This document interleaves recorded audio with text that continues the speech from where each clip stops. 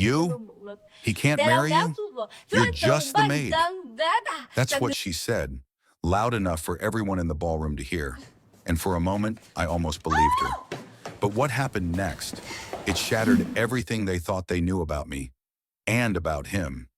If you think this is just a Cinderella story, you're wrong. This isn't about finding a prince. It's about surviving a world that never saw you coming. And what happens when one bold moment exposes the truth. Trust me, you'll want to hear what he said after she pushed me down those marble stairs. While you're here, let me know in the comments. Where in the world are you watching from? And if you love stories filled with hidden identities, power games, and emotional revenge, hit that subscribe button and turn on the notification bell so you never miss what comes next. Now, let me take you back to where it all began. You? He married you? You're just the maid. You missed a spot, the woman snapped, not even bothering to look at me. I nodded and wiped the already gleaming marble again. That was the third time today someone said that, and it was only 9:47 a.m. At Valemont, appearances weren't just a priority, they were law. I wasn't a person in this place. I was a shape in a uniform, hands that moved in silence. A cart rolling behind me, gloves too tight, and polished shoes that never scuffed. People like her, guests draped in silk and entitlement, didn't speak to me as much as speak around me. Like I was a glitch in their otherwise curated experience. The scent of jasmine and bleach filled my lungs. The corridors echoed with the clack of heels, distant violins, and laughter muffled by money. My body moved, but my mind wandered. To my mother's voice coughing over the phone this morning, to the bill waiting in my locker, to the digital clock on the wall that ticked down toward my second shift. Then I heard the click. Heels. Close. I straightened. No slouching, no eye contact. Lena Reyes, right? The words sliced through the silence like glass breaking in a cathedral. No one ever used my name here.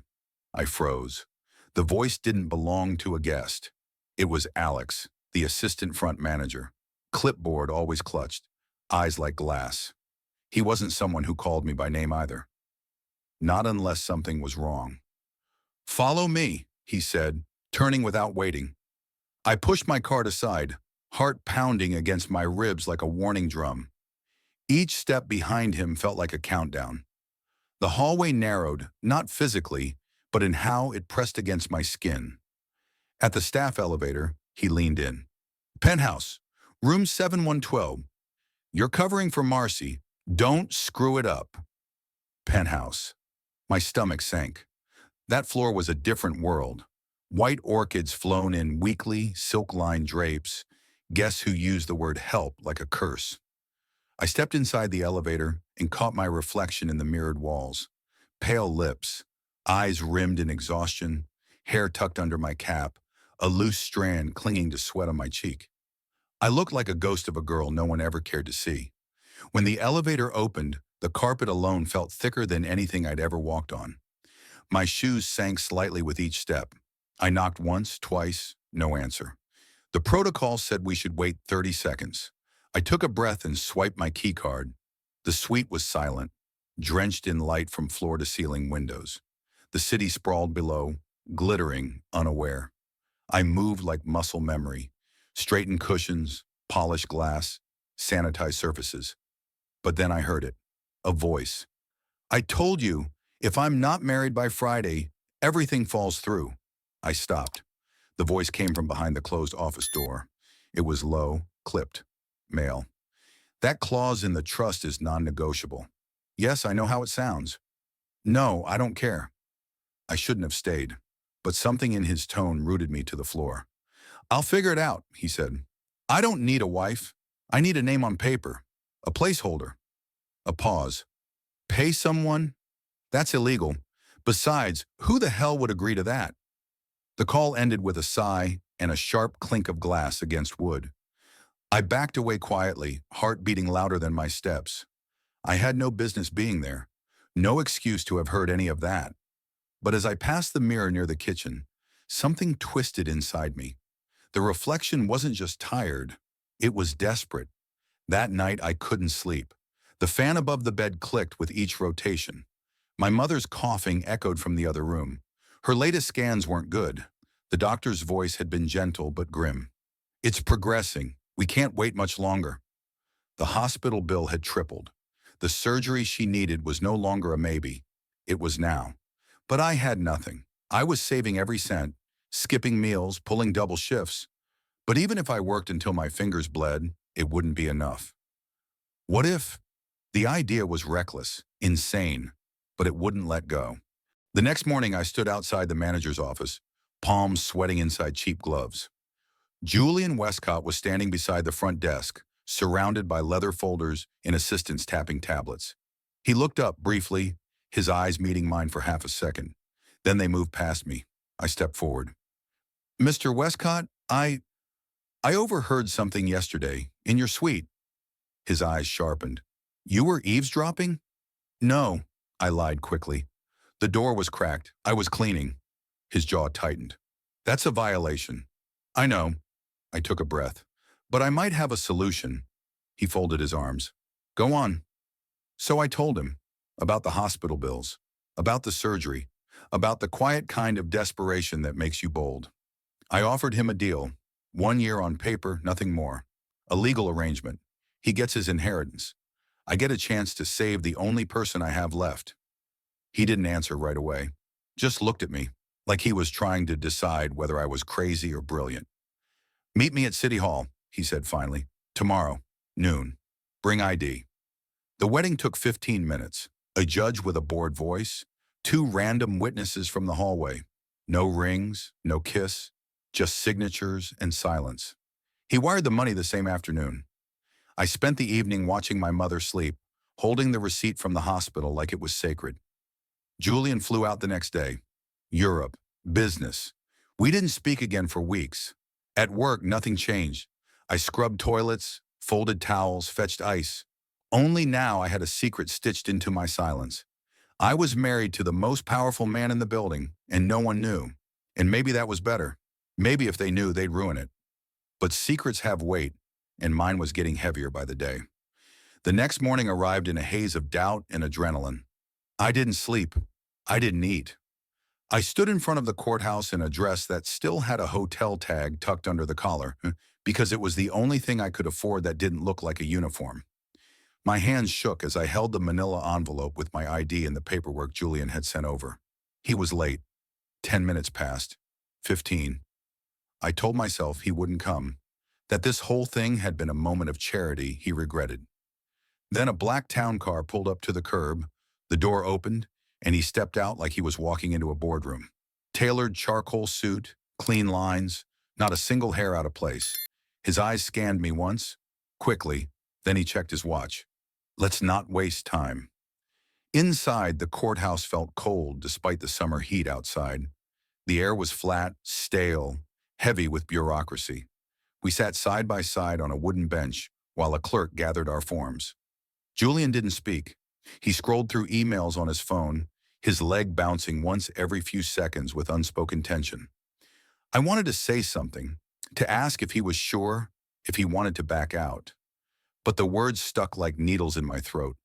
He looked like he was signing a merger, not getting married. I guess that's what it was to him, a transaction. When the judge called us in, everything happened fast. Sworn statements, standard questions, a signature here, another there. I repeated vows I didn't mean while looking at a man I barely knew, and with each line I felt a piece of my old self fall away like lint from a frayed seam. Julian said his part like he was reading an agenda. No smile, no pause. Then it was done. A digital stamp confirmed it. He was my husband, and I was his legal wife. He handed me a check as we walked back out. It wasn't cash. It wasn't even a personal gesture. It was pre-written, crisp, exact.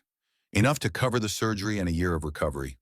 The ink was still drying when he said, I'll be out of the country for a few months. My team has your contact info. If anyone asks, we've known each other since college. We dated long distance. Keep the details minimal. No pictures, no posts. This needs to stay quiet. I nodded. There was nothing else to say. He got back into his car, and I watched it disappear into traffic like he was never there to begin with. The next few days moved like a fever dream. I gave the check to the clinic. I booked the surgery. I told my mother a lie so beautiful it almost broke me. I said I got a grant, an anonymous donor. She believed me. She cried in my arms. She called me her miracle. I smiled through it all, but inside something cracked, because she didn't know I had just traded a piece of my soul for her life, and I wasn't sure if I'd ever get it back. Work didn't stop. It never did. The hotel didn't care if I was married. They didn't know.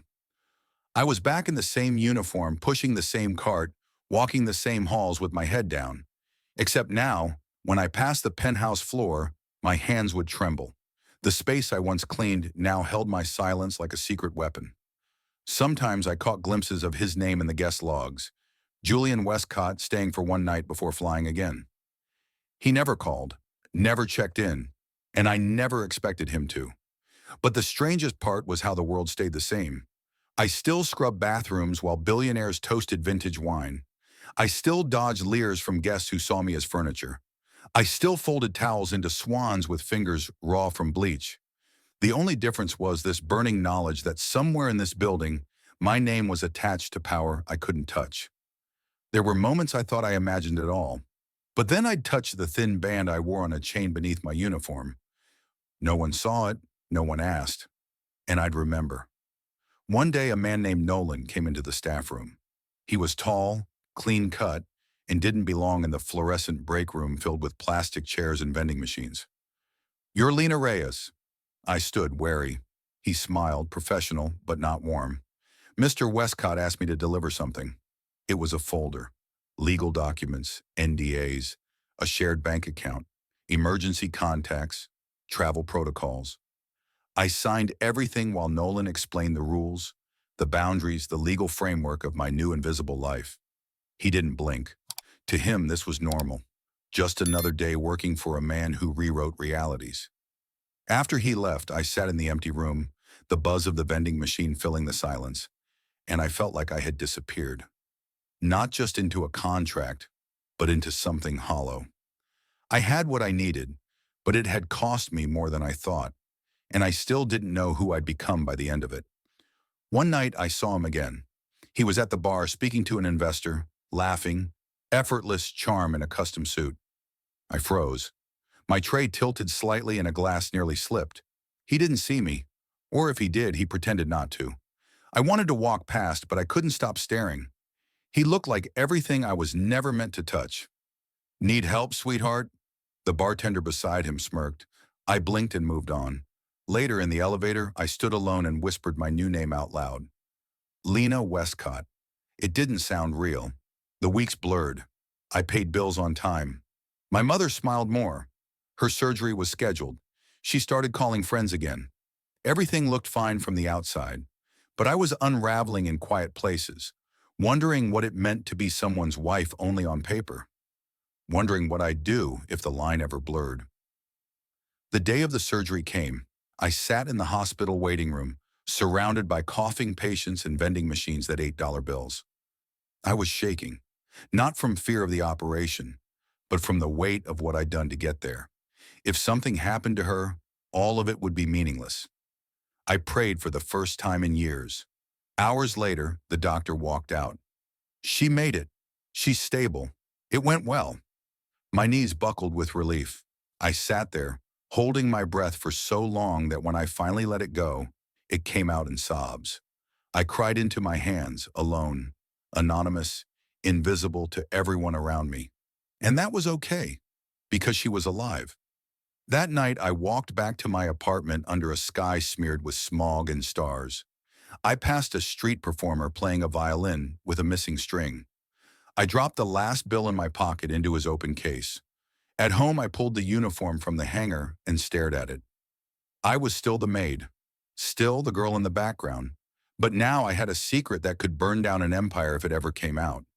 And that thought, as terrifying as it was, gave me strength. Every morning started with a lie. I tied my apron over the same faded uniform, clipped my name badge onto the collar, and looked at myself in the mirror like I didn't have a husband whose name could crush half the boardroom upstairs. The apartment was quiet.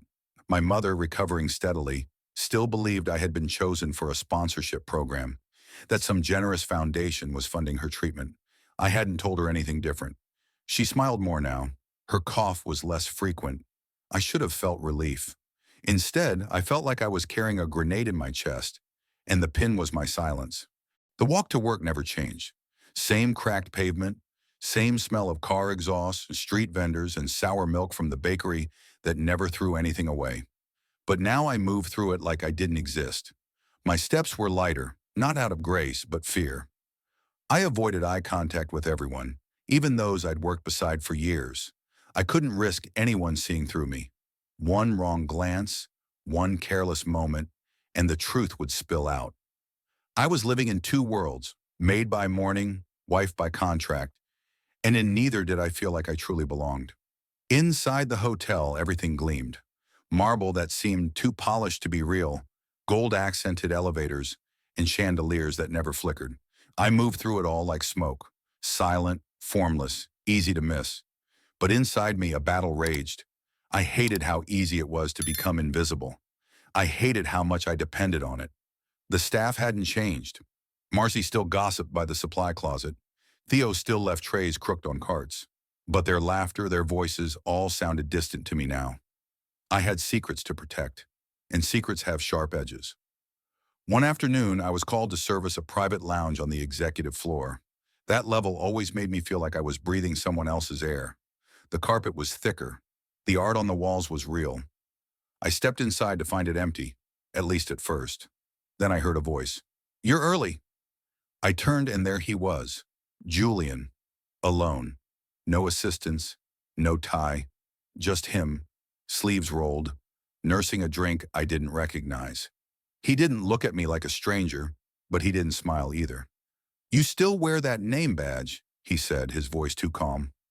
I nodded, unsure if I should respond. He turned away. "Keep the door closed on your way out." That was it. No questions, no warmth, just dismissal. Like I was part of the furniture again. I left, but his voice followed me down the hallway. For days after, I played the moment over in my head. Why was he cold? Why did it bother me? We had an agreement, business, simple, nothing more. But standing in that room with him, being reduced to silence again, made me feel smaller than I had in weeks. I had given up everything for this arrangement, and now I couldn't tell if I was being erased or if I'd willingly disappeared. Then came the envelope. It arrived in my staff locker. No name, no return address, just a heavy ivory card with embossed lettering. Charity Gala, formal attire required. I thought it was a mistake until I saw the note tucked behind it. "You're assigned to the ballroom team for the evening. Prep begins at 3 p.m. sharp. Management." My heart sank. The gala. The one night every year when the richest guests dressed like royalty and the hotel turned into a stage, where mistakes became public humiliation. I'd always avoided it, but now I was being assigned, chosen even, or targeted. I didn't know which. The next few days blurred. I couldn't focus. Every time I closed my eyes, I saw Julian in that lounge, saw the glass in his hand, the way he looked at me like I didn't belong. Part of me wanted to quit, to run, but where would I go? My mother still needed treatment. The contract was still binding. My life was locked in place like a vault I no longer had the code for. It was during one of those quiet breakdowns that I noticed him again. Julian. He was checking in at the front desk, flanked by two aides and a woman I didn't recognize. Tall, elegant, the kind of person born for glossy magazine covers. I froze behind the flower cart near the elevator. My breath caught. He didn't see me, or he did and chose not to react. I couldn't tell which hurt more, but the woman laughed at something he whispered, and I felt something sharp twist inside my ribs. I pulled back behind the wall before either of them could catch me looking. That night, I found myself scrubbing the floor of Suite 905. My knees ached. My fingers were raw from chemicals. But it wasn't the work that broke me. It was the silence, the emptiness, the unbearable question pounding inside my chest. Was I jealous? Of her? Of him? Of the life I had been paid to only pretend existed? I knew I had to refocus. The gala was coming, and the only thing worse than being invisible was being noticed for the wrong reason. The day of the event arrived wrapped in tension. The hotel buzzed like a hive. Staff in black and white, hands full of crystal and silver trays, voices lowered, movements sharp. I was assigned to linen and glass service near the ballroom entrance, which meant I'd see everyone who came through, including him. At 3:41 p.m., he walked in. Julian wore a tailored midnight tuxedo and moved like he was born in it.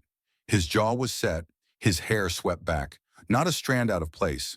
The woman from before clung to his arm. Camille Astor. I heard her name from someone behind the podium. She wasn't just a guest. She was co-chair of the event. My blood turned to ice. Julian glanced my way. Just once. It was brief, calculated, and almost cruel. No recognition in his eyes, just strategy. I looked away before my knees could give out. I worked the rest of the shift on autopilot. Champagne, napkins, more champagne. My hands moved while my mind screamed. Camille's laughter floated through the air like perfume laced with poison. She was everywhere, posing for photos, whispering in ears, brushing her fingers down Julian's arm like she owned it. And maybe she did. But no one saw me. Not really, except him. Even when he pretended he didn't. The grand ballroom glowed like a palace stolen from a dream, but to me it felt like a trap. Elegant, inescapable, and sharpened by every flicker of crystal and gold. Staff moved in the strict choreography, like dancers afraid to breathe wrong. My uniform was crisp, my shoes silent, my face blank. I kept my eyes low, but my senses were on fire. I could feel the weight of the night pressing into my spine. Guests began to arrive, dripping in diamonds, perfumed with arrogance. Champagne flutes chimed like warnings. Conversations buzzed above me like I wasn't there. But I was. I was there. And I was drowning in it. Julian arrived at exactly 7:05 p.m. I knew it was him before I saw him. The air shifted. The laughter softened. Power has a sound, quiet but absolute. He entered beside Camille Astor, who wore a blood-red gown that clung to her body like it had been painted on. Her smile was calculated, her hand perfectly placed on Julian's arm like she had rehearsed it. She radiated control. And he looked like he belonged beside her, calm, composed, unreadable. He didn't glance at me, not once.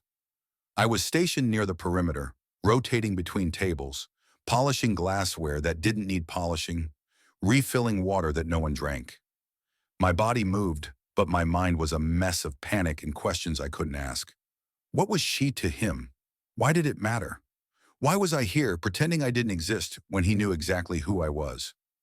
Camille moved through the ballroom like a monarch, smiling, whispering, commanding. Her voice was silk over steel. She remembered names, offered compliments with razor-thin sincerity, and made everyone feel just inferior enough to want her approval. And then she looked at me. Looked. Her eyes paused for a second too long. A twitch at the corner of her mouth told me she recognized something. And I knew instinctively that she'd seen me before. Somewhere, somehow, that she was thinking, calculating. Later I saw her talking to Mrs. Harrow, the head of event coordination. They glanced my way. Whispers. A brief point of the finger.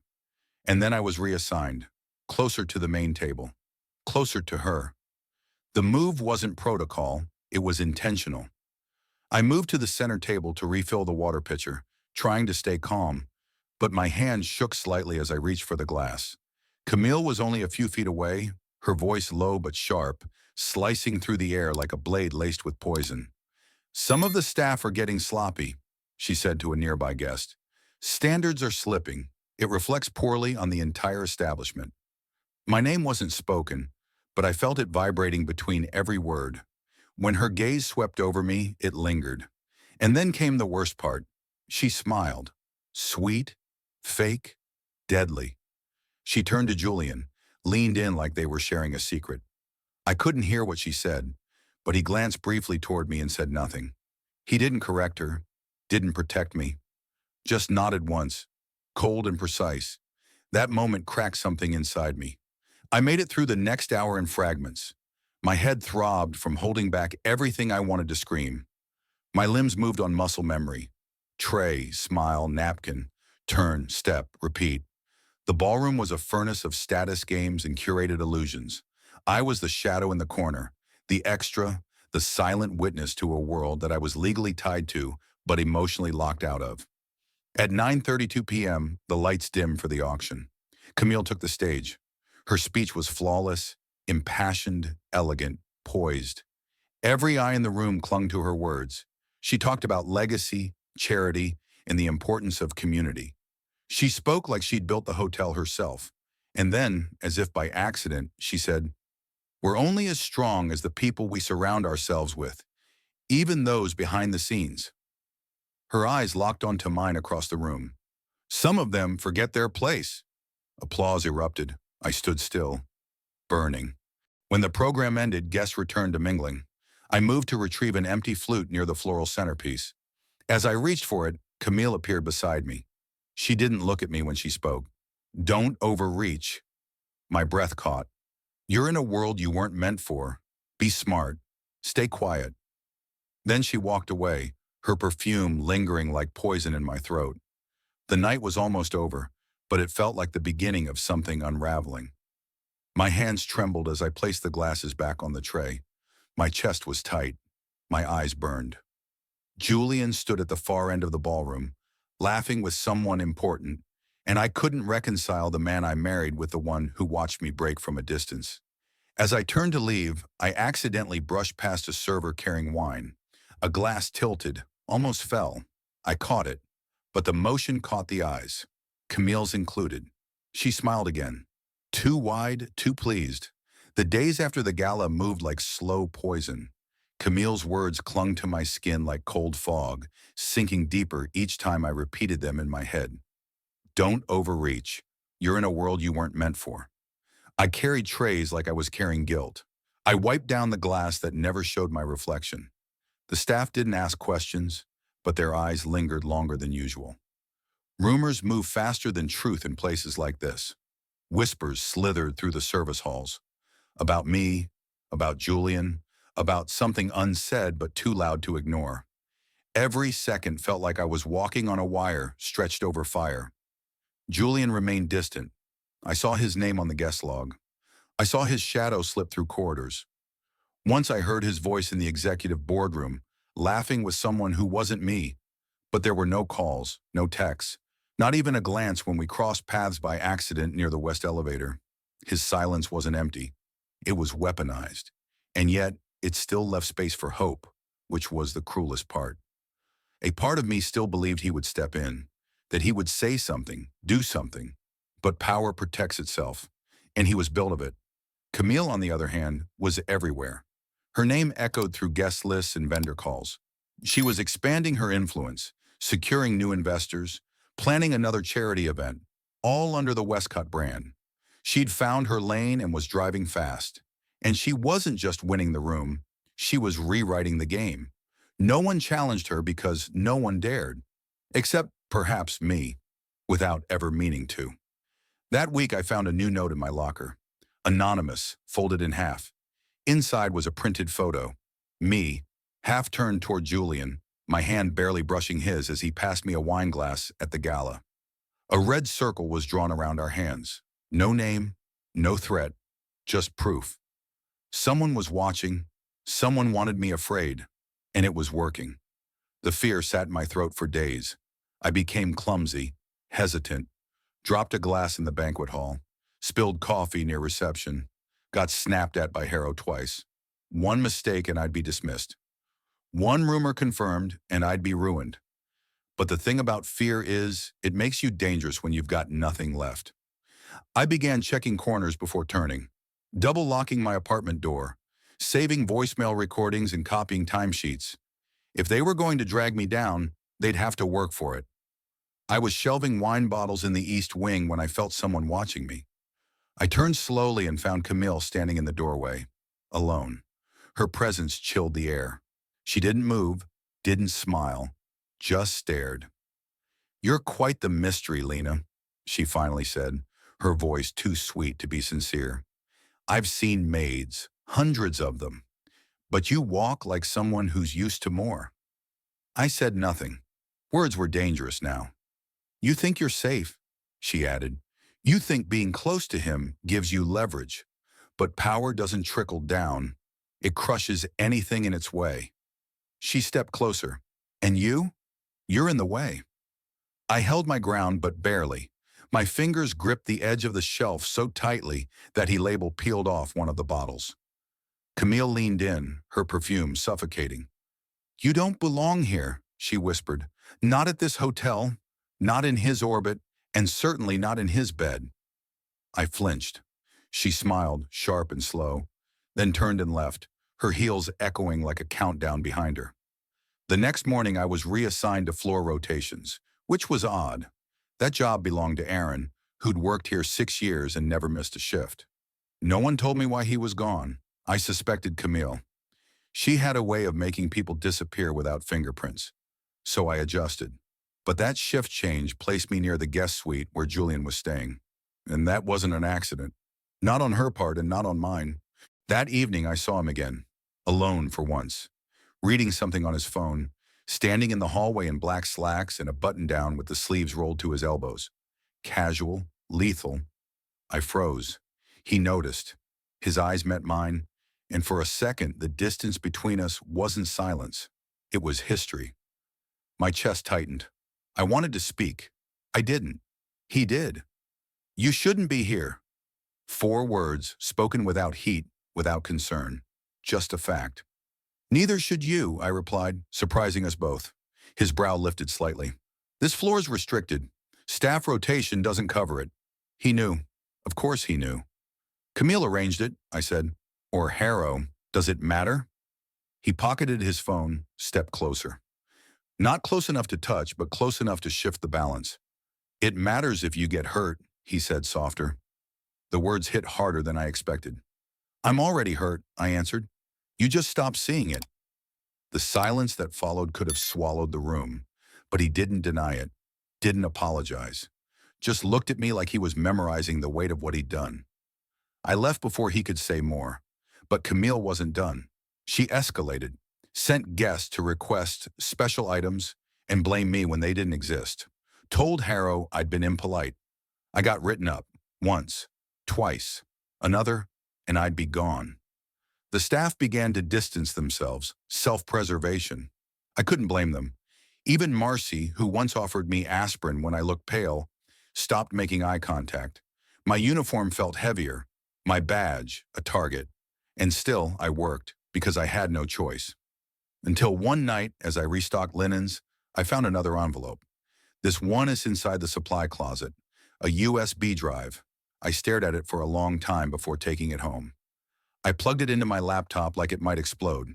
There was one file, security footage. Silent, grainy, but clear. Camille, in the hallway, pushing a door open that wasn't hers. My room. She'd been inside. I didn't sleep. The hotel glittered that night like a stage set for gods. There was a second gala, an awards night for donors, investors, and board members. I hadn't been assigned, but I was pulled in last minute to replace a server who'd called out sick. It felt like a setup. The timing, the silence from management, the way Camille's eyes skimmed the list. I was back in the ballroom under chandeliers that sparkled like teeth, dressed in pressed white, a moving target. I checked my posture. I steadied my hands. I reminded myself I'd already survived worse. But the air was heavier tonight. The glances are sharper. I could feel something coming, and still, I walked straight into it. Camille made her entrance wrapped in emerald satin, trailing perfume and attention. Julian followed 3 steps behind, suited in black, expression neutral. He looked untouchable, unreadable, and when he saw me serving wine at the center table, his jaw tightened just slightly. That was all. No signal, no defense, just tension. I turned away before I could drown in it. The night unfolded like a performance. Laughter rose too fast, speeches ran too long, cameras flashed like judgment. Camille moved through the space like she owned it. She smiled at everyone but never took her eyes off me. I carried flutes on a tray that suddenly felt too heavy. My steps counted, breath held. Near the end of the evening, I was called toward the grand marble staircase with a request to clean a spill near the base. I hesitated. No one else moved. so I went. The staircase gleamed beneath me like a trap, polished clean. I knelt to wipe what was barely there, a drop of water if that, and that's when I heard her heels behind me, fast, too fast. I turned. Camille's voice was low, venom threaded through velvet.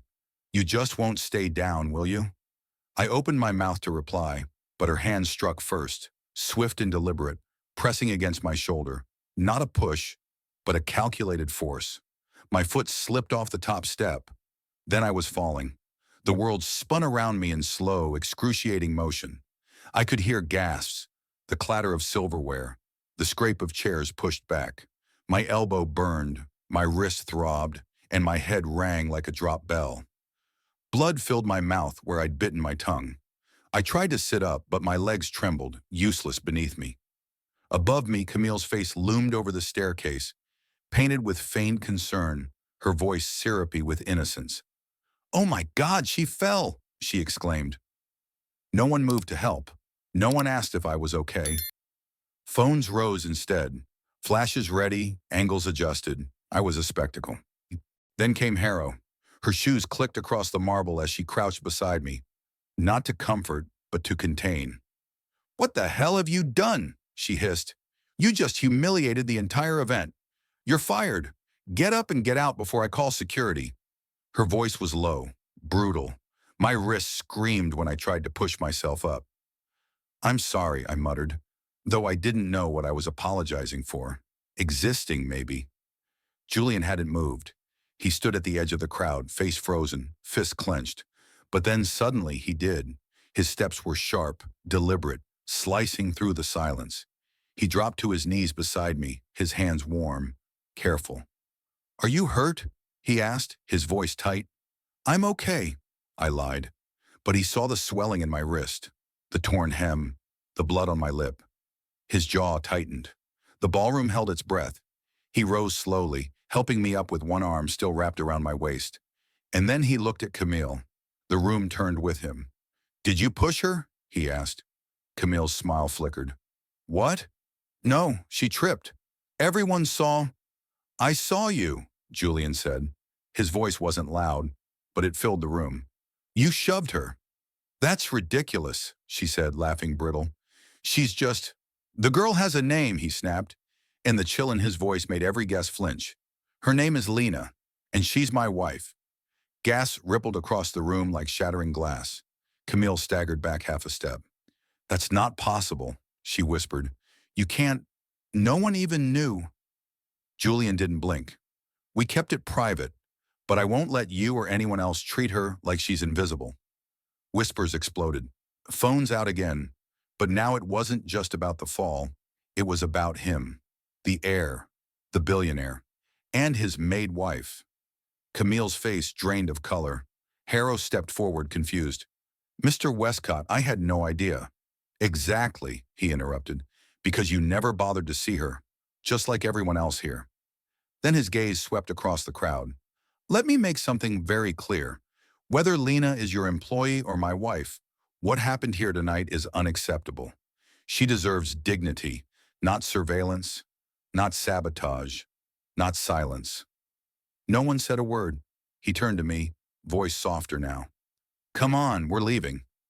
We walked out past the stunned faces, the frozen stares, the wreckage of reputation left behind. Outside, the cold hit like clarity. The valet handed over his keys without a word. In the car, silence stretched until he finally said, "I should have stopped it sooner." I looked at him. "Why didn't you?" He didn't answer. Not directly, but when he reached over and gently took my hand, the one that wasn't injured, and held it like it meant something, I knew that answer was starting now. The morning after the gala felt unreal. I woke up in Julian's guest suite, not in a uniform, not in my old room, but surrounded by soft silence and linen sheets that hadn't been earned with hours of labor. My wrist still ached, wrapped carefully by his hand the night before. The headlines had already erupted. Photos of my fall, the moment Julian caught me, the moment he declared me his wife. "She's my wife." 3 words, 3 detonations. The story had spread like wildfire, igniting curiosity, outrage, disbelief, and fascination. The city's most eligible billionaire is secretly married to a hotel maid? The internet couldn't decide if it was a scandal or a fairy tale. But for me, it wasn't noise. It was exposure. And it terrified me. The world didn't feel any kinder after the truth came out.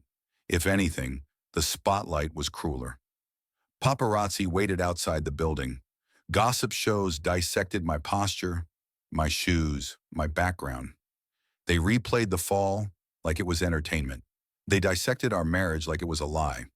And somewhere in that digital storm, Camille tried to flip the narrative. She claimed she had reached out to steady me, that I'd slipped, that Julian had misremembered. A tragic misunderstanding, her publicist said. But the video didn't lie. Slow motion captured it, frame by frame. Her hand, my fall, her smile. The board called for an emergency meeting. Harrow was suspended pending investigation.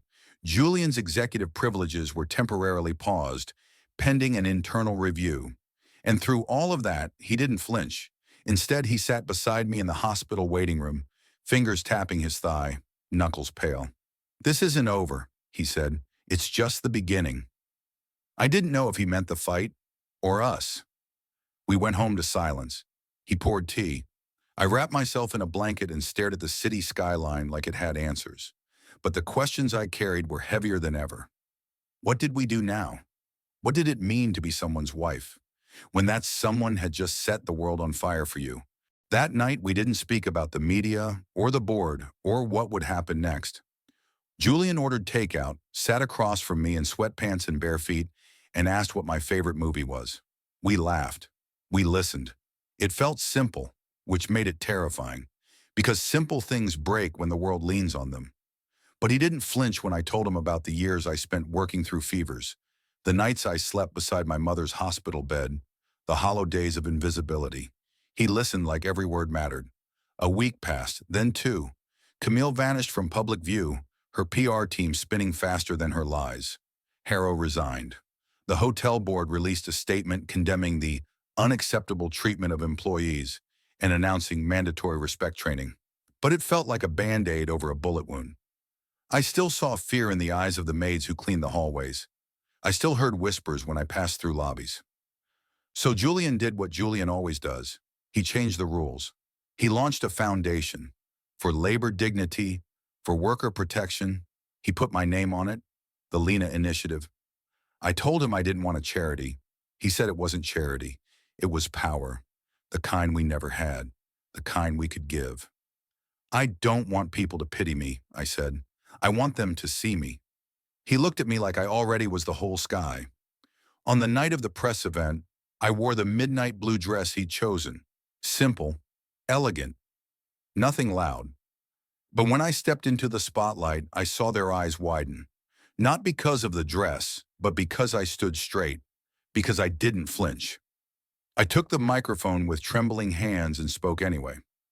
"I was invisible once," I said, "not because I lacked value, but because the world refused to see it. I cleaned rooms for people who wouldn't look me in the eye. I served drinks for people who never said thank you. And I stayed. For survival. For my mother. For myself. But tonight, I'm not invisible. And neither are the people who serve your food, clean your floors, or hold the doors open when you walk through them like kings." Julian stood behind me, but he didn't need to say anything. I wasn't standing in his shadow anymore. After the speech, reporters swarmed. Some congratulated, some probed, some tried to corner me with cruel grins and polished microphones. "Was your marriage strategic?" one asked. "A stunt?" "No," I replied. "It was survival, and now it's something more." "What changed?" they pressed. I looked directly into the camera. He saw me. That night, back home, I stood by the balcony while city lights flickered below. Julian stepped behind me, arms folding gently around my waist. "Do you regret it?" I asked. "Telling them. Everything." "Not for a second. It wasn't supposed to happen like this." "No," he said. "It wasn't. But maybe it happened the only way it could." I turned to face him. "Then what happens now?" He didn't hesitate. "Now, we make it real." And in the hush between us, I knew what he meant. Not contracts, not secrets, but something whole, something terrifying and brilliant and raw. He took my hand, eyes fixed on mine. I love you. 3 words. Again. But this time not for show, not to shield, but to reveal. And this time, they changed everything. The morning light spilled across the marble floor, catching in the dust motes like tiny sparks of fire. Lena stood at the edge of the boardroom, her hands clenched behind her back, steady despite the storm ahead. This wasn't the first time she faced a room full of polished power suits and silent judgment, but it was the first time she didn't feel invisible. Her name, once whispered like a scandal, now echoed from podiums, printed on headlines, etched into conversations that mattered. Julian walked beside her, silent but firm. His presence alone shifted the weight of the room. The board members tried not to look rattled, but Lena saw it in the way they adjusted their ties, glanced at one another, and avoided her gaze. She wasn't just the maid anymore. She was the force behind the foundation, the woman who had stood back up after being shoved down. She didn't need a title to make them see her power, just the truth. I appreciate your time, she said, her voice crisp, unwavering. But I'm not here to ask for permission. I'm here to show you the future. She clicked the remote. The screen behind her lit up with images. Workers smiling, children reunited with parents, hotels rebuilt from within. The Lena Initiative wasn't a concept. It was a movement. Policies rewritten, protections in place, and most importantly, dignity restored. She wasn't fighting for applause, she was rewriting the rules. And for once, the room listened. After the presentation, Julian leaned close. You just leveled the room, he whispered. She didn't smile. She didn't need to. Her eyes said everything.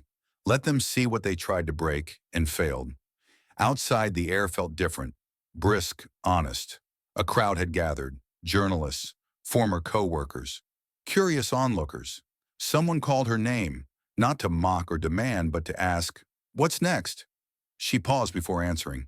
Change doesn't happen in silence, she said, and it doesn't stop here. That night, the apartment felt less like a hiding place and more like a beginning. Julian cooked, badly. She laughed. He burned the toast. They danced in the kitchen with music too loud and hearts too full. It wasn't perfect, it was real, but real things are always tested. The next morning, a letter arrived. Camille was suing, defamation, emotional distress, career sabotage. The media twisted it into a fresh firestorm. Lena, the villain, the maid who ruined a princess.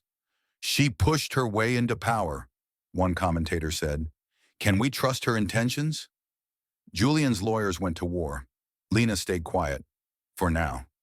She knew Camille's move was desperation dressed as revenge. She'd lost control. Now she wanted to drag Lena down with her. But Lena had learned. Power isn't noise, it's persistence.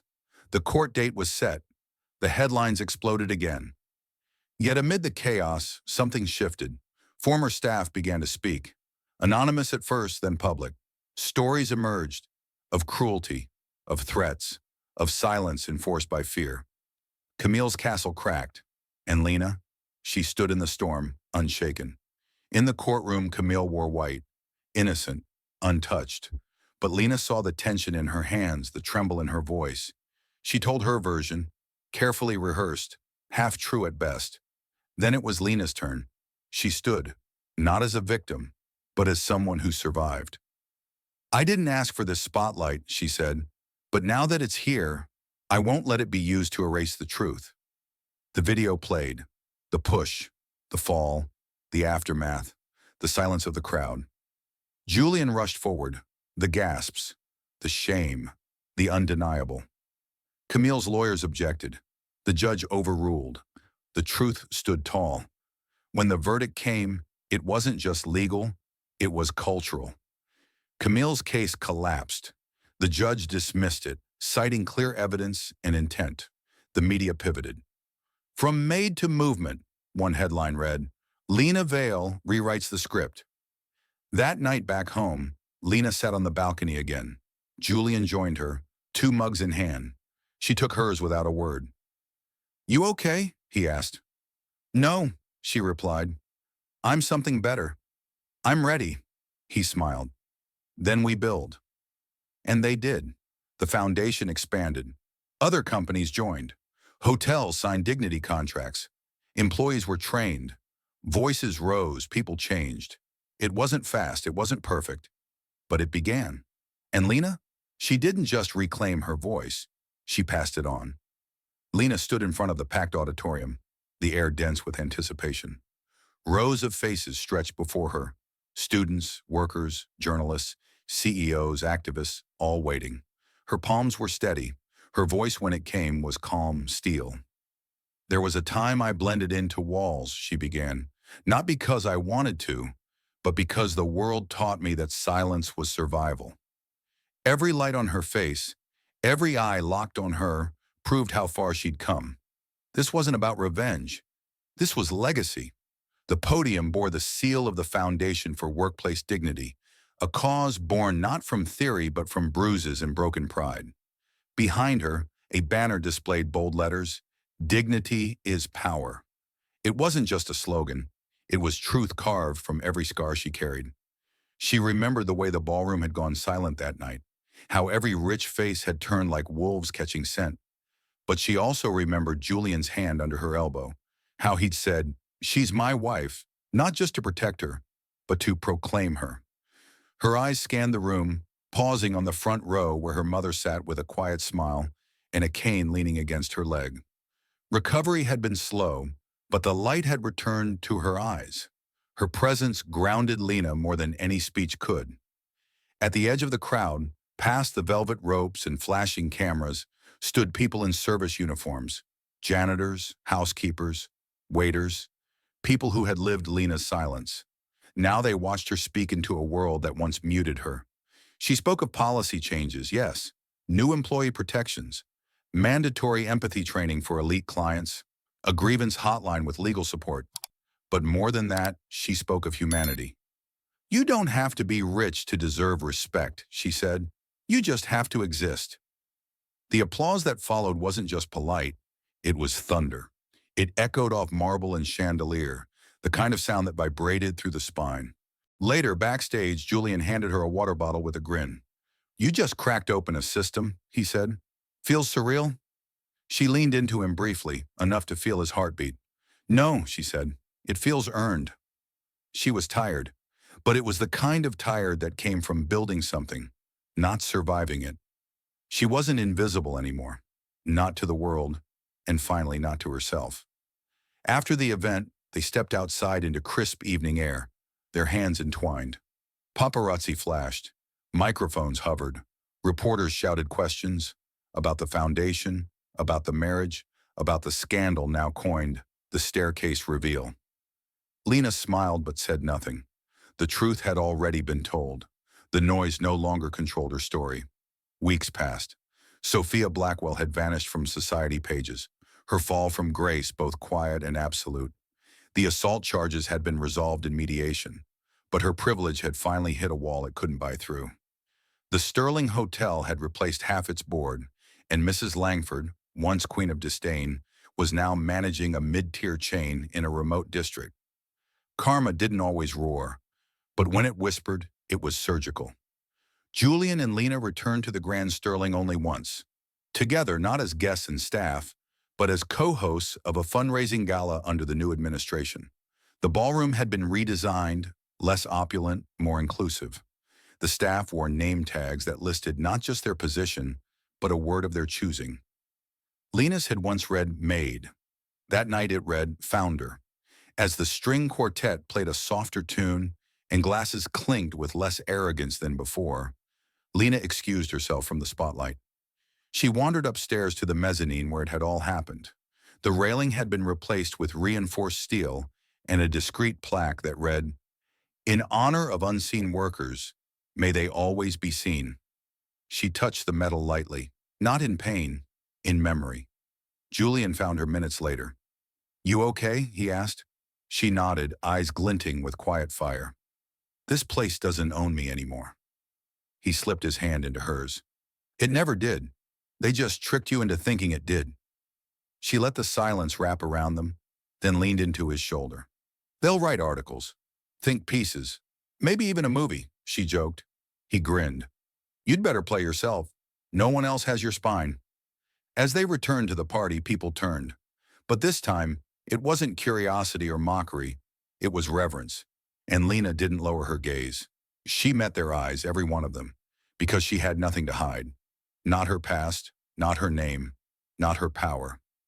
Julian stood at the side of the stage, arms crossed, pride burning in his eyes. He wasn't the savior in this story. He was the witness, the partner, the man who saw her when no one else did and never stopped believing in her fire. As Lena spoke of labor rights, human dignity, and how kindness could reshape power, he knew this was the woman he had married in silence, but would spend the rest of his life honoring in full view. Their foundation grew. They toured campuses, corporations, factories, places where the invisible toiled and change was overdue. Lena became a voice others echoed, her inbox filled with stories from across the country. Women in aprons, men with calluses, teens working nights. Each story is a testament that being seen was the first step toward being valued. But one night, long after the speeches and headlines, Lena stood alone on their apartment balcony, city lights flickering like stars fallen to earth. She breathed in the quiet. She thought of the first tray she carried, the first insult she swallowed, and how far she'd walked from that silence. Julian joined her, wrapping a blanket around her shoulders. "What are you thinking?" he asked. She looked at him, a soft smile playing on her lips. "That invisibility isn't just something the world gives you. It's something you learn to wear." He nodded. "And you unlearned it." She turned to face him fully. "No, I burned it." In the end, the girl who had once mopped marble floors walked across red carpets. But what mattered more than the spotlight was who she became in its absence. Lena wasn't a fairy tale. She was proof that dignity could be reclaimed, that silence could be broken, that sometimes the most powerful voice in the room is the one the world has rarely heard. Thank you for staying with us until the very end of Lena's powerful journey. If her story moved you, inspired you, or made you reflect on your voice, we'd love to hear your thoughts in the comments. Don't forget to like, share this video with someone who needs it, and subscribe to our channel for more stories that matter. Until next time, stay strong, stay seen, and never stop believing in the power within you.